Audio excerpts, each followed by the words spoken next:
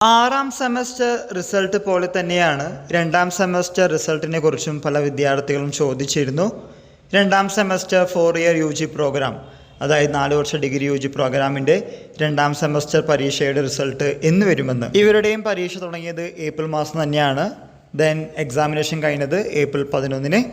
ഇതിനുശേഷം റിസൾട്ടിന് മുമ്പായി വാല്യുവേഷൻ്റെ കാര്യം നമുക്ക് നോക്കണമല്ലോ. വാല്യുവേഷൻ ഇതുവരെയും തുടങ്ങിയിട്ടില്ല. മെയ് മാസം 12, അതായത് അടുത്ത തിങ്കളാഴ്ചയാണ് 4 ഇയർ UG പ്രോഗ്രാമിൻ്റെ വാല്യുവേഷൻ ക്യാമ്പ് തുടങ്ങാൻ പോകുന്നത്. പ്രത്യേകിച്ച് പറയുകയാണെങ്കിൽ 1, 3, 5 ഓഡ് സെമസ്റ്റർ പരീക്ഷകളുടെ വാല്യുവേഷൻ അതാത് കോളേജുകളിൽ യൂണിവേഴ്സിറ്റി പറഞ്ഞിരിക്കുന്ന പോലെ തന്നെയാണ് പേപ്പർ വാല്യുവേഷൻ. എന്നാൽ 2, 4, 6 ഈവൻ സെമസ്റ്റർ പരീക്ഷകളുടെ വാല്യുവേഷൻ സെൻട്രലൈസ്ഡ് വാല്യുവേഷൻ ക്യാമ്പാണ് നടത്തുന്നത്. ആയതുകൊണ്ട് ഈ പരീക്ഷാ ക്യാമ്പ് തുടങ്ങുന്നത് മെയ് മാസം 12 വരുന്ന തിങ്കളാഴ്ചയാണ്.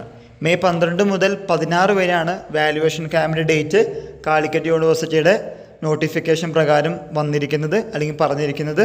മോസ്റ്റ് പ്രോബബ്ലി രണ്ടാം സെമസ്റ്റർ 4 ഇയർ UG പ്രോഗ്രാമിൻ്റെ റിസൾട്ട് ഈ മാസം അവസാനം തന്നെ പ്രതീക്ഷിക്കുന്നുണ്ട്.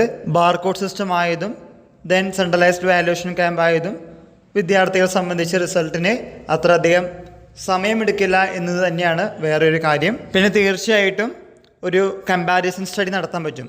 കോളേജുകാർ നടത്തിയിട്ടുള്ള വാല്യുവേഷനും ദെൻ സെൻട്രലൈസ്ഡ് വാല്യുവേഷൻ ക്യാമ്പ്, പല കോളേജിൽ നിന്നും എലിജിബിളായ ടീച്ചേഴ്സ് നോക്കുന്ന പേപ്പർ വാല്യുവേഷനും എങ്ങനെയാണെന്ന് നമുക്ക് അറിയാനും സാധിക്കും. അതിനുള്ളൊരു അവസരവും കൂടിയായിട്ട് ഇതിനെ കാണണം. ഇതുമായി റിലേറ്റ് ചെയ്യുന്ന പുതിയ അപ്ഡേറ്റുകൾ കിട്ടുന്നവർക്ക് നിങ്ങളുടെ മുമ്പിൽ ഷെയർ ചെയ്യുന്നതാണ്. എല്ലാവർക്കും ഒരിക്കൽ കൂടി നന്ദി, നമസ്കാരം.